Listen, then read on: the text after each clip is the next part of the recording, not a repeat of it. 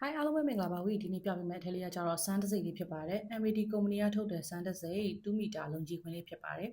အခုပြထားတဲ့လုံကြီးလေးကကျတော့အောင်နာမိတ်ကတော်တော်ကြီးတယ်အောင်နာမိတ်တော်တော်ကြီးတယ်ဒူနာမိတ်ထိကိုရောက်တယ်ပေါ့နော်ဒူနာမိတ်ထိရောက်တဲ့အဆင့်လေးတွေဖြစ်ပါတယ်အဆင့်လေးတွေကအရန်လာတယ်လက်ရေးပကြီးဖြစ်ပါတယ်နော် MAD ကုမ္ပဏီကထုတ်တာတော်တော်များကလက်ရေးပကြီးနဲ့ပဲလာပါတယ်တစည်းမှာဆိုရင်20ပါပြီးတော့အဆင့်ဆုံးအယောင်ဆုံးပါပါတယ်ရှင်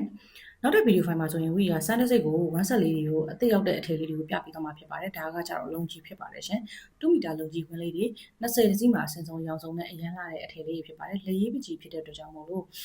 ပုံစံကြည့်ရတာတမူးတွေ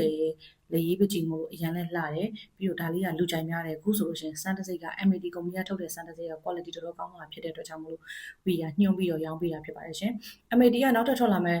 ပစ္စည်းအသစ်တွေပဲဖြစ်ဖြစ်ဒီဒီဇိုင်းကိုပဲဖြစ်ဖြစ် quality ညံ့လာပြီဆိုရင်ဝီက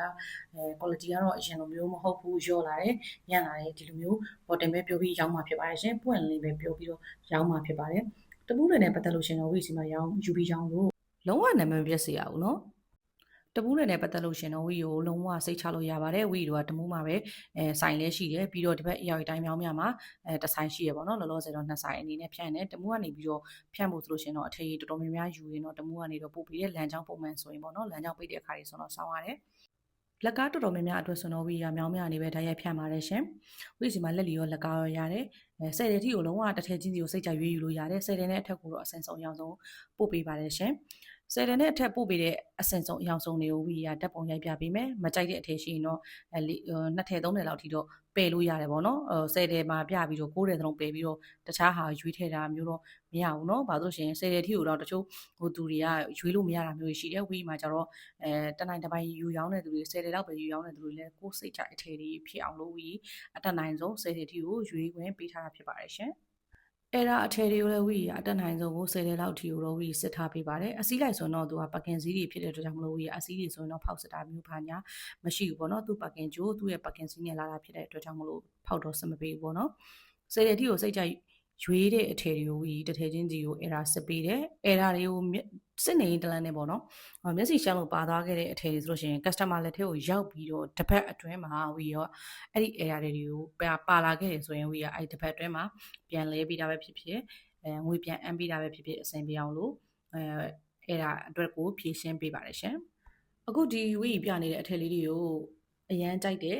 ်ပြန်ရောင်းမယ်ပဲဖြစ်ဖြစ်ဝစ်ဖို့ပဲဖြစ်ဖြစ်ဝီစီမှာအပေးချင်တယ်ဆိုလို့ရှင်တော့ဝီကအခုဒီအထည်လေးတွေရဲ့ပုံလေးမှာပေါ့နော်အပေါ်မှာပြထားတဲ့ဖုန်းနံပါတ်ကလေးက Viber သုံးပါတယ် Viber မှာလည်းလာပြီးတော့လက်လီလက်ကားဝယ်ယူအပေးလို့ရပါတယ်ရှင်handmade စစ်ဖြစ်ပြီးတော့လက်ရေးပကြီးပေါ့နော်ကိုယ်တိုင်လက်နဲ့တစ်ထည်ချင်းစီကိုဆေးချထားတာဖြစ်တဲ့အထည်လေးဖြစ်တဲ့အတွက်ကြောင့်မို့လို့လက်လီတစ်ထည်ကိုတော့ဝီက21,500ရောင်းပါတယ်ရှင်9တဲ့ဈေး10ဈေးသက်ရှိပြီးတော့20တဲ့ဈေးသက်ရှိပါတယ်20တဲ့ဈေးကစယူလိုက်တာနဲ့customer အသစ်ဆိုတော့စရင်1000ယူပါတယ်ကျန်တဲ့ငွေပမာဏကိုတော့အယောင်းငွေချေနဲ့ BA spread နဲ့ပို့ပါတယ်ရှင်customer အသစ်ဆိုရင်ဝီကအစရန်ယူတာเนาะတစ်ခါဝယ်ပြီးသွားတဲ့ customer တွေဆိုလို့ရှင်တော့နောက်ဘယ်နှခေါက်ပဲဝယ်ဝီစရန်မယူတော့ပါဘူးရှင် BA spread ရောက်တဲ့မျိုးတိုင်းကိုအယောင်းငွေချေရပါတယ် BA spread နဲ့မဟုတ်ဘဲနဲ့တခြား express ပေါ့နော် Royal Express တို့ MGL တို့နဲ့လိုချင်တယ်ဆိုတော့ရပါတယ်သူတို့နဲ့ကကျတော့ဝီကစာချုပ်ချုပ်ထားတာဂျန်မရှိတဲ့အတွက်ကြောင့်မို့လို့ငွေကြိုလွှဲမယ်ဆိုလို့ရှင်တော့ကိုလိုချင်တဲ့ delivery ကိုဝီအပ်ပေးပါတယ်ရှင်ဝီရောင်းတဲ့တမူးတွေကလုံးဝတမူးတွေစစ်စစ်နော်ချန်နိုင်အိန္ဒိယချန်နိုင်ကထုတ်တယ်ဒီအစည်းလေးမှာဆိုရင်ဒီအထည်လေးမှာဆိုလို့ရှိရင်ဝီနောက်ဆုံးမှာပြထားပေးတယ်အစည်းပုံလေးရှိတယ်အဲ့ဒီအစည်းပုံမှာဆိုရင်တစ်ချက်ကြည့်လို့ရတယ်အစည်းရဲ့ပကင်ဂျိုးကိုအဆုံးနားလေးမှာတစ်ချက်ကြည့်သွားပြီနော်အဲ့ဒီမှာဆိုရင် Chennai India သူ့ရဲ့ MA Traders Company ဆိုပြီးတော့သူ့ရဲ့ MAD Company ပြီးတော့ဒီဘက်က company ရဲ့အမှတ်တစိတ်ပေါ့နော် company ရဲ့အမှတ်တစိတ်ပြီးလို့ရှိရင် Chennai မြို့ကထုတ်တယ်ဆိုတော့ဥစ္စာလေးလည်းပါတယ်ဝီတို့ကအိန္ဒိယဓာတ်ရိုက်ဖြစ်တဲ့ကြောင့်မို့လို့တမိုးတွေမစင်မတော့ပူစရာမလိုဘူးဝီတို့ကနာမည်ပြအောင်လုံးဝတမိုးအတူတွေမရောပါဘူးဒါက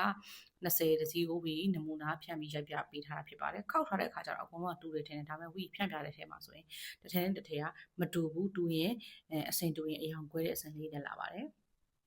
အခုဒီမှာကြည့်လိုက်နော်MA Traders ပြီးလို့ရှိရင်ကုမ္ပဏီရဲ့သူ့ရဲ့အမှတ်တစိပြီးတော့ဒီဘက်က Chennai India ဆိုတာပါတယ်ပြီးတော့Chennai ကထုတ်တဲ့တမူးတွေစစ်တမူးနယ်စပ်ကနေလာတဲ့တမူးတွေစစ်တွေဝယ်ဝီလို့ရောင်းပါတယ်ရှင်နောက်ထပ်ဗီဒီယိုဖိုင်လေးမှာလည်းပြန်တွေ့ပါဦးမယ်နောက်ထပ်ဗီဒီယိုဖိုင်မှာတော့စမ်းတစိမ့်1ဆက်ကိုဝီစီမှာအသက်ရောက်ထားတဲ့အစင်အရန်လှတဲ့ handmade လေးတွေကိုဝီပြပေးသွားမှာဖြစ်ပါတယ်ရှင်ဒါလေးကကျတော့လုံကြီးလေးဖြစ်ပါတယ်20စီးဖြစ်ပါတယ်ရှင်